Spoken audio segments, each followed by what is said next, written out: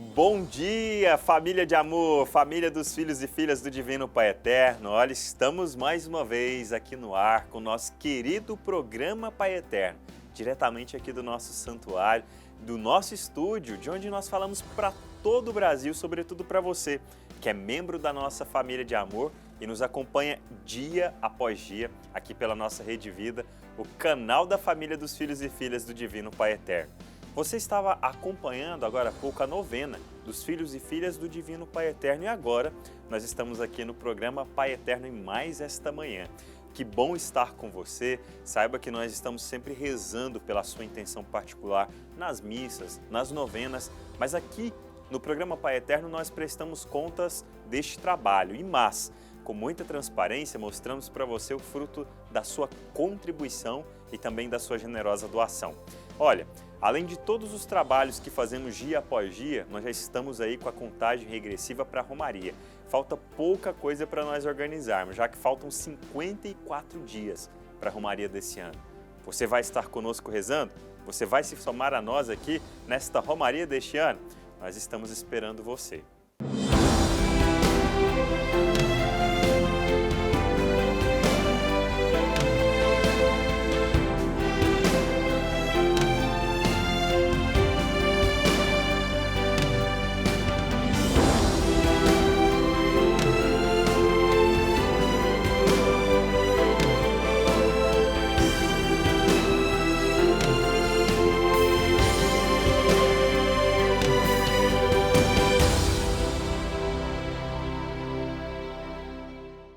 Já que estamos falando de romaria, de obras, do trabalho que nós realizamos, nós vamos agora para o canteiro de obras da nova Casa do Pai Eterno.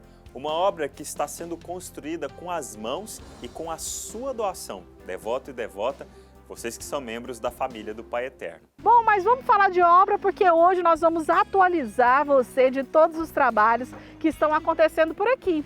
E quem conta tudo pra gente agora é o André, engenheiro. Oi, André. Oi, Vanessa, tudo bem? Prazer receber você aqui mais uma vez para contar um pouquinho do que está acontecendo na obra, né? André, hoje de um ângulo diferente aqui da obra, né? Quais são os trabalhos que estão acontecendo hoje por aqui?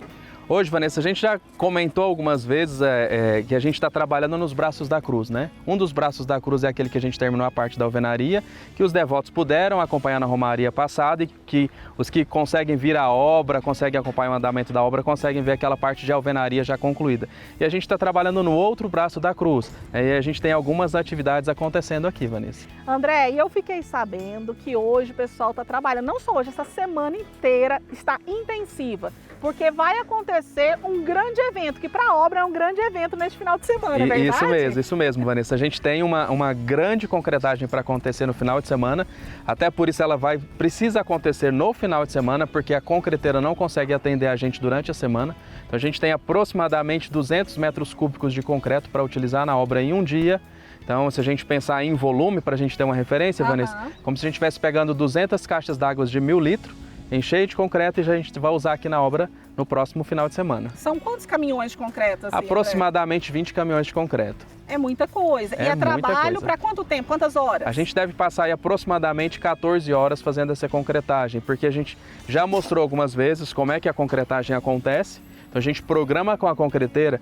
A gente tem, Vanessa, que aplicar o concreto desde a hora que ele fica pronto, né, naquele caminhão betoneira. Então o concreto que a gente vai utilizar não é aquele que a gente vai rodar aqui naquela betoneira que usualmente a gente vê na construção de uma casa pequena, é no caminhão. O caminhão ele roda aproximadamente 8 metros cúbicos de concreto, então vai mais ou menos aí 250 sacos de cimento em um caminhão, só para a gente ter uma ideia do que a gente está falando. Sim. E a gente falou de 20 caminhões. Então a gente tem um volume muito grande de concreto. Esse caminhão, a hora que começa a misturar, joga a brita, a areia, o cimento ali dentro daquele caminhão, ele tem cerca de 2 horas para ser aplicado aqui na obra, desde a hora que ele sai da concreteira. Então a gente tem uma programação, chega aproximadamente a cada 30 minutos vai chegando um caminhão. Então esse concreto que está nesse caminhão ele precisa ser lançado. E um detalhe, a gente não falou do que a gente está concretando ainda, né, Vanessa? A gente está concretando uma estrutura que está aproximadamente 30 metros de altura. E que tem mais dificuldade para que o concreto suba também, né, André? Isso. A gente já comentou, Vanessa, já mostrou, né, que a gente está trabalhando no braço da cruz. Os braços da cruz, ele é composto por capelas, além da parte que vai ficar voltada para o altar principal da igreja, né? Essas capelas, a gente inclusive já mostrou a concretagem de duas delas, da laje dessas capelas. A parte curva, para quem conhece a obra, acompanha o programa e já veio a obra, é aquela parte curva ali, a parte mais baixa, 30 metros de altura mais baixa, né, Vanessa? Que a gente chega a 62. Aquela parte mais baixa ali é 30 metros de altura, são as capelas laterais. E aí a gente tem uma capela central, e a gente está falando da concretagem dessa laje, dessa capela, e das vigas que compõem essa capela. Então, a gente está falando de uma estrutura de uma viga que tem aproximadamente 2,5 metros de altura, mais uma laje, onde a gente vai jogar mais ou menos aí 200 metros cúbicos de concreto. E qual que é o trabalho que está sendo feito agora para preparar para essa grande concretagem?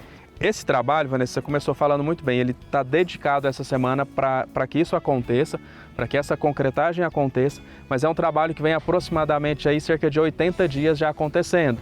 Desde aquela montagem do cimbramento, o famoso cimbramento que a gente sempre fala, né? Sim. Então a gente tem uma equipe montando esse cimbramento, e aí tem a equipe de carpintaria, a equipe de armadores, aí a equipe de engenharia fica muito focada nessa atividade, porque é uma atividade que exige muita demanda de projeto, analisar o projeto, verificar se ele está sendo executado da forma como foi projetado. Então a equipe de engenharia está dedicada a isso, a gente tem 4 engenheiros diariamente acompanhando essa semana o que está acontecendo, então eles estão na laje, acompanhando a execução do projeto, acompanhando a preparação, o posicionamento da ferragem, então tudo isso está no projeto. Então isso é o que está acontecendo hoje. Carpintaria, a gente tem aproximadamente ali, Vanessa, 30 pessoas trabalhando dedicado nessa concretagem. E aí as outras pessoas, que hoje a gente tem um quadro de aproximadamente 40 colaboradores, estão nas outras frentes de trabalho. O pessoal pode acompanhar a equipe de armadores, que é a equipe que pega o aço. Então a gente pega a barra de aço e monta, a gente precisa posicionar ela da forma como ela está no projeto. Para você ter uma ideia, Vanessa, a gente distribui a ferragem na laje, né, na laje que a gente quer concretar. Em uma casa convencional, uma casa comum, a gente compra às vezes uma peça de laje pré-moldada. Hoje, usualmente, as pessoas têm colocado isopor. Antigamente era muito comum colocar um tijolo de uma laje, jogava uma malha de ferro e concretava. Aqui é diferente. Aqui a gente tem uma armação muito pesada, um volume de aço muito grande. E o posicionamento desse aço, o diâmetro da bitola, né, o diâmetro do aço que vai nessa laje, ele já está determinado em projeto. Então a gente verifica qual que é a distância de uma barra para outra, como é que ela está sendo posicionada, se a bitola do aço ela está obedecendo o projeto, e a gente verifica como é que ele está sendo amarrado, todos os detalhes, a distância que ele fica da forma, então é muito detalhe para a gente conferir, Vanessa. É verdade. Eu só quero saber uma coisa, após essa concretagem, você garante a nossa equipe lá em cima, gravando de lá? Claro, a gente vai mostrar a gente com o pezinho em cima desse concreto, Vanessa. Olha, a gente leva você junto. A gente vai mostrar esse concreto, né, a parte dele endurecida, que a gente já comentou sobre isso, é um processo que leva anos para acontecer, mas a gente tem um processo de cura também, um cuidado que a gente tem com esse concreto depois que ele é lançado. Então a gente vai mostrar a gente lá em cima dessa laje, ela concluída. André, e é importante a gente finalizar falando que precisa que cada devoto do Pai Eterno se engaje conosco nessa construção, em tantas obras desse santuário.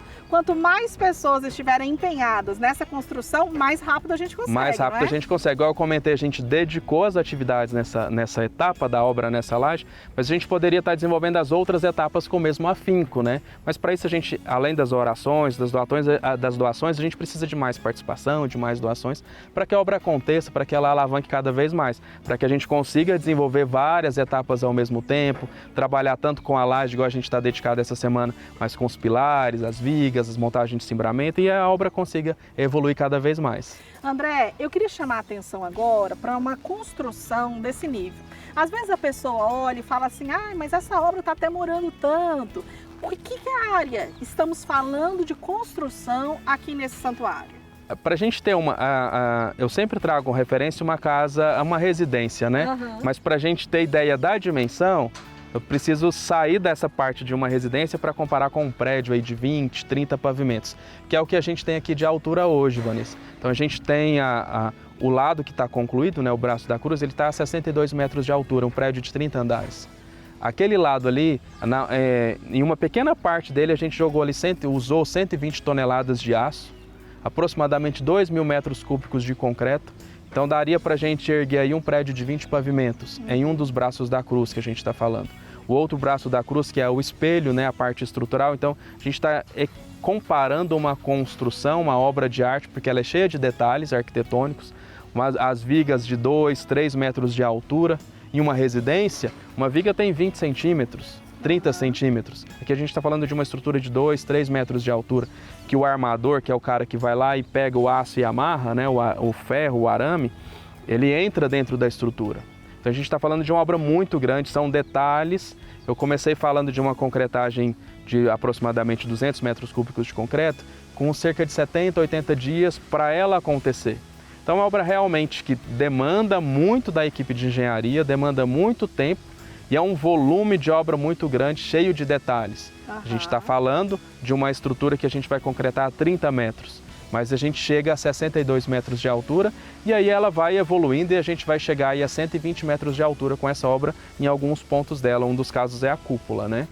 Nós temos mais dúvida de fé aqui no quadro Você Sabia? Pode-se ele ordenar padre e se ordenar bispo, porque não pode um leigo, simplesmente leigo, chegar ao papado, porque ele é, em primeiro lugar, ele é o bispo de Roma e ele também é o bispo dos bispos, então ele precisa de ser ordenado. É claro que a legislação ela veio sendo aperfeiçoada ao longo dos séculos e hoje só um bispo pode ser eleito papa. Claro que um padre também está sujeito a ser eleito, mas é quase impossível isso. Certo? Mas ele sendo eleito, um padre sendo eleito, ele deve ser ordenado bispo. E se um leigo, por acaso, né, coisa muito difícil, mas por acaso for eleito, ele deve primeiro abraçar o sacerdócio e também o episcopado. Muito obrigado a você que me acompanhou em mais esse dia. Vamos rezar juntos, pedindo a bênção do Pai Eterno sobre todos nós, sobre mim, sobre você que somos irmãos e irmãs de fé, mas membros da família dos filhos e filhas do Pai, esta grande família de amor. Em nome do Pai, do Filho e do Espírito Santo. Amém. Divino Pai Eterno, Deus da saúde, da fortaleza, da esperança, da bondade e misericórdia. Nós os pedimos, Pai Eterno, a vossa fortaleza, para que possamos lidar todos os dias com as tribulações e dificuldades da nossa vida, sabedoria, para tomarmos as melhores decisões que tragam crescimento e amadurecimento na vida e na fé. Vos pedimos a força física e espiritual para lidarmos com todas as nossas enfermidades e, sobretudo, a graça da vossa bênção sobre este filho e sobre esta filha que nos acompanha. Em nome do Pai, e do Filho, e do Espírito Santo. Amém. Para você, meu irmão, minha irmã, que já faz parte da nossa família, o nosso muito obrigado. Neste mês de maio, estamos enviando para você, junto com a carta mensal, 2 boletos. O primeiro para você fazer a sua doação mensal. O segundo, o boleto extra, para que você possa presentear o Divino Pai Eterno com uma doação extra de qualquer valor para nos ajudar na romaria deste ano. Tudo para a honra e glória do Divino Pai Eterno. Que você sinta sempre a bênção do Pai Eterno pela sua generosidade para com as suas obras. Para você que não faz parte desta família, fica aqui o meu convite para que você faça agora o seu cadastro pelo 0 Operadora 62 35069800 e faça parte da nossa família de amor. Sendo um filho e uma filha, parte desta família de amor, você contribui com as obras deste santuário. Que o Divino Pai Eterno abençoe você, meu irmão, minha irmã, e até o programa de amanhã.